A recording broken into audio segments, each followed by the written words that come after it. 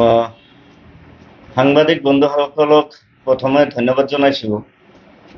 আজি প্ৰেছ মিটৰ উদ্দেশ্য মূল কথাটো হৈছে বিগত কেইদিন ধৰি UPPL দলৰ পৰা নাম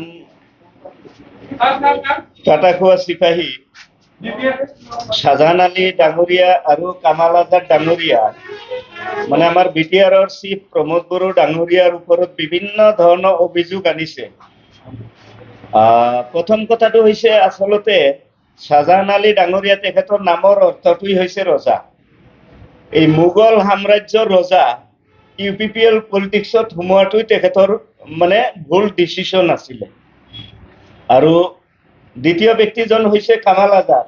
নাম কামাল আজাদ হলেই মিছাইল মেন নহয়, APJ আব্দুল কালাম নহয়, এই কথাটো স্পষ্ট। গতিকে শিক্ষা থাকিলেই যে গোটেইখিনি জ্ঞানৰ অধিকাৰী হ'ব এইটো তেখেতৰ ভুল ধাৰণা। শিক্ষা থকা ব্যক্তি, জ্ঞানী ব্যক্তি কোনোদিন নিজে প্ৰচাৰ নকৰে যে মোৰ ইমান ডিগ্ৰী আছে, মই MPhil, মই PhD কিবা কিবি। এইটো হৈছে নাম্বাৰ 1 মূৰ্খতাৰ পৰিচয়।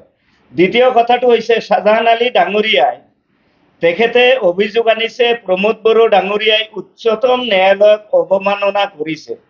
আচলতে শাহজাহান আলী ডাঙৰীয়াক এইটোৰ প্ৰত্যুত্তৰ মই এনেকে দিব বিচাৰিছো, তেওঁ যি দলৰ শৰণাপন্ন হৈছে বা হাগ্ৰামা মহিলাৰী ডাঙৰীয়াৰ বা তেখেতৰ দলে তেখেতক বৰ্তমান হাইজেক কৰিছে যিহেতু, গতিকে তেখেতক এটা কথাই ক'ব বিচাৰো, ডাঙৰীয়া প্ৰমোদ বড়ো ডাঙৰীয়াই উচ্চতম ন্যায়ালয় তথা উচ্চ ন্যায়ালয়ক অৱমাননা কৰা নাই। আপুনি যি দলৰ বৰ্তমান মানে শৰণাপন্ন হৈছে সেই দলৰ মুৰব্বী প্ৰাক্তন চিফ হাগ্ৰামা মহিলাৰী ডাঙৰীয়াই আচলতে উচ্চতম ন্যায়ালয়ক অৱমাননা কৰিছে। কাৰণ হাইকোৰ্টৰ বাৰ্ডিক 11 পেজৰ 6 পেজৰ যিটো কপি, এই কপিত বা BTC প্ৰশাসনে সেই সময়ত 2019 চনত যিটো শপতনামা দাখিল কৰিছে তাত স্পষ্টভাৱে মহিলাৰী ডাঙৰীয়াৰ চৰকাৰে স্পষ্টভাৱে উল্লেখ কৰিছে যে গুৱাহাটী উচ্চ ন্যায়ালয়ে যদি ইভেকশ্যন কৰে আমি সাইলেন্ট থাকিম, আৰু যদি ইভেকশ্যন নকৰে তেতিয়াহ'লে বেল এণ্ড ব্লকৰ মাটি এনক্ৰচাৰ হৈয়ে থাকিব, অবৈধ বেদখল হৈয়ে থাকিব। গতিকে আপুনি ভালকে অধ্যয়ন কৰি লওক, উচ্চতম ন্যায়ালয় তথা উচ্চ ন্যায়ালয়ক কোনে অৱমাননা কৰিছে, কাৰোবাৰ ওপৰত অভিযোগ আনাৰ আগতেই আপুনি ভালকে আইডেন্টিফাই কৰি লওক, ডকুমেন্টছ বিলাক চেক কৰি লওক। আপোনাৰ হোৱাটছআপত মই নিজে গোটেইখিনি এভিডেন্স পঠাই দিছো, ভালকে তন্নকে আপুনি চাই লওক, তেতিয়াই গম পাব। প্ৰত্যেকজন লিডাৰে, কামাল আজাদেই হওক, আপুনিই হওক বা আপোনাৰ দৰে 2-এজন ব্যক্তি বা BPF দলৰ সংখ্যালঘুক পক্ষত 2-এজন ব্যক্তি মানে আচলতে UPPL দলৰ প্ৰমোদ বড়ো ডাঙৰীয়াৰ ভূতে খেদি ফুৰিছে। কাৰণ তেখেতসকলে অলৰেডি গম পায়। আচল কথাটো হৈছে UPPL দল হজম এই কাৰণেই হোৱা নাই, প্ৰমোদ বড়ো ডাঙৰীয়াৰ তাত ভ্ৰষ্টাচাৰ বা অন্যায় কৰা বা ৰাইজৰ মাৰা টকা তেখেতৰ হাতত নাই। গতিকে কোনোবা লিডাৰক যে পুহি ৰাখিব, কোনোবা লিডাৰক যে 2 দিন পিছে পিছে টকা পইচা দি থাকিব, সেই বিধৰ নেতা প্ৰমোদ বড়ো ডাঙৰীয়া নহয়। প্ৰমোদ বড়ো ডাঙৰীয়া হৈছে ৰাইজৰ কাম কৰা নেতা। ৰাইজৰ কাম কৰা নেতাই কাকো মানে কাৰোবাৰ গাড়ীৰ খৰচ, কাৰোবাৰ তেলৰ খৰচ, কাৰোবাৰ পকেট খৰচ নিদিয়ে। আৰু বিশেষকৈ আজিৰ দিনত যিখিনি মানুহ মাইনৰিটি মানুহ BPF দল কৰি আছে বা অন্য কিছু লিডাৰে BPF দল কৰি আছে, তাৰ এটাই লক্ষ্য আৰু উদ্দেশ্য, হাগ্ৰামা মহিলাৰী ডাঙৰীয়া 2,900 কোটি টকা যিটো লাইবিলিটিত হৈ গৈছে, এই লাইবিলিটি ইতিমধ্যে প্ৰমোদ বড়ো ডাঙৰীয়াৰ তত্ত্বাৱধানত 400-500 কোটি টকা 2 নম্বৰী বুলি ধৰা পৰিছে। অৰ্থাৎ কোনোবা ব্ৰিজ এটা, কোনোবা কালভাৰ এটা, কোনোবা বিল্ডিং এটাৰ বিল সাবমিট কৰিছে, কাম হোৱা নাই। তেনে ক্ষেত্ৰত তেওঁলোক সেই নেতাসকলে গম পাইছে যে UPPL দলৰ লগত থাকিলে, কাৰণ UPPL দল ইনলিগেল দল নহয়, UPPL দল মানে লিগেল পথত চলা দল। UPPL দল প্ৰমোদ বড়ো ডাঙৰীয়া যিটো আদৰ্শ, যিটো নীতি, তেখেতে অলৰেডি ডেপুটি কমিশনাৰ আৰু সাৰ্কুল অফিচাৰক আইডেন্টিফাই কৰাৰ কাৰণে মানে ফিল্ডত পঠাইছে যেতিয়া ডেপুটি কমিশনাৰে এটা এনঅচি দিব তেতিয়াহে আপুনি কামৰ বিল পাব। গতিকে তেওঁলোকে গম পাইছে যে ইউপিপিএল কৰিলে আমাৰ বেনিফিট একো নাই, কাৰণ যিখিনি 2 নম্বৰী কৰি আমি বিল জমা দিছো সেই টকাখিনি নাপাওঁ। আৰু হাগ্ৰামা মহিলাৰী ডাঙৰীয়া তাত 2 নম্বৰী টকা বহুত আছে, যাৰ কাৰণে প্ৰত্যেক লিডাৰক মানে কথা কোৱাৰ আগতে টকা ওলাই দিব পাৰে, যাৰ কাৰণে এই মানুহখিনি আজিৰ তাৰিখত সহ্য হোৱা নাই, যাৰ কাৰণে তেখেতসকলে মানে খাই খাই যিহেতু অভ্যাস হৈছে, গতিকে বিপিএফ ইমান সহজে বাদ দিয়াটো তেখেতসকলৰ সম্ভৱপৰ নহয়। গতিকে মই এটা কথাই ক'ব বিচাৰো যে প্ৰমোদ বড়ো ডাঙৰীয়াৰ ওপৰত অভিযোগ আনাৰ আগতে নিজে চালি জাৰি চাই ল'ব লাগে। যিজন ব্যক্তি শাহজাহান আলী ডাঙৰীয়াৰ নিজে সৈন্য নোহোৱা সেনাপতি, যিজন ব্যক্তিক কোনেও চিনি পোৱা নাছিল, যিজন কামাল আজাদ কোনেও চিনি পোৱা নাছিল, সেই ব্যক্তিক যে আজি ইউপিপিএল দলে প্ৰাৰ্থিত্ব প্ৰদান কৰিছিল, তেওঁ যে 3000 ভোট পাইছে, এইটো কিন্তু প্ৰমোদ বড়ো ডাঙৰীয়াৰ তেখেতৰ ফেচ কাটিং চাই মানুহে দিছে।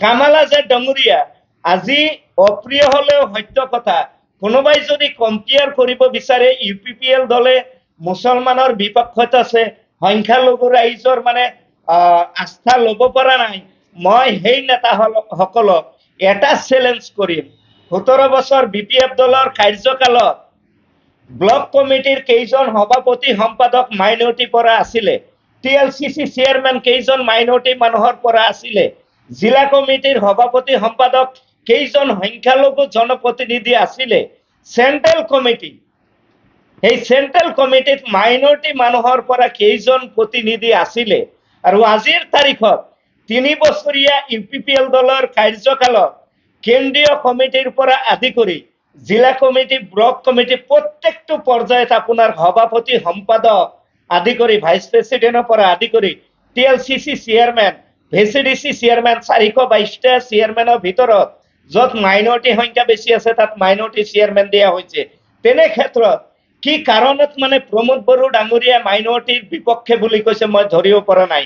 আচলতে এই নেতাসকল এই এষাৰ কথা কয় যে মানে নিশা কোনোবাই খাইছে, নিশা এওঁলোকৰ ওপৰতহে মানে ৰিয়েকশ্যন হৈছে। গতিকে তেনেকুৱা ধৰণৰ হৈছে।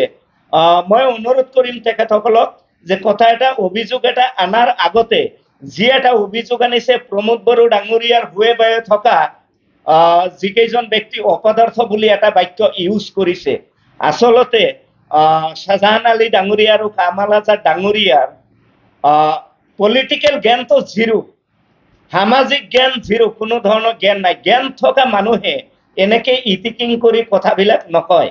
গতিকে আচলতে তেওঁলোক মানে কি উদ্দেশ্যত কৈছে নাজানো। বিপিএফ দলৰ আচলতে কেইদিনমান ভিতৰত আপোনালোকে দেখা পাব তেওঁলোকে বিপিএফ দলত জইন হ'ব।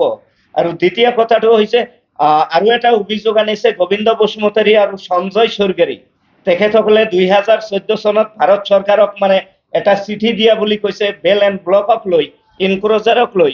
এই কথাটো মই স্পষ্টভাৱে এটাই কথা ক'ব বিচাৰিছো, আজিৰ তাৰিখত আমচুই কক, এবি আমচুই কক, মুচাই কক, নেমচুই কক, যিমানবিলাক জাতীয় সংগঠন আছে, এই জাতীয় সংগঠন বিলাকে কালিৰ তাৰিখত ক'ব নেকি যে ছেপাৰেট বড়োলেণ্ড বড়োসকলক দি দিব লাগে, কোনোবা কোচ ৰাজবংশীক কমতাপুৰ দিব লাগে, কোনোবা বেলেগ কমিউনিটিক এইটো ডিমাণ্ড দিব লাগে ক'ব নেকি? কেতিয়াও নকয়।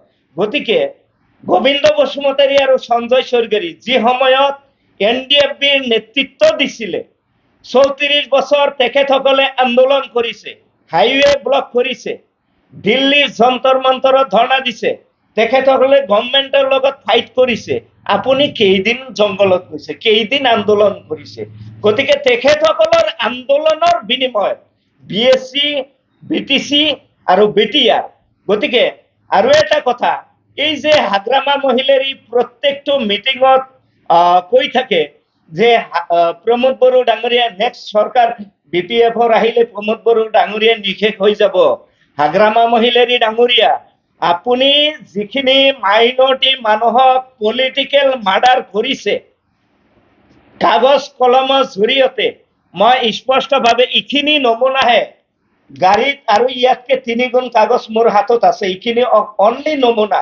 গতিকে কোনোবা হাগ্ৰামা মহিলাৰী ডাঙৰীয়া, কোনোবা শ্বাহজাহান আলী ডাঙৰীয়া, কোনোবা কামাল আজাদ ডাঙৰীয়াৰ নিচিনা নেতা, কোনোবা বিপিএফ দলৰ সংখ্যালঘু গোটৰ নেতাসকলে যদি তেখেতসকলৰ হঠাৎ আছে তেখেতৰ বছক, গতিকে তেখেতৰ বছককৈ এটা জাগা এটা টাইম নিৰ্ধাৰণ কৰক, গোটেই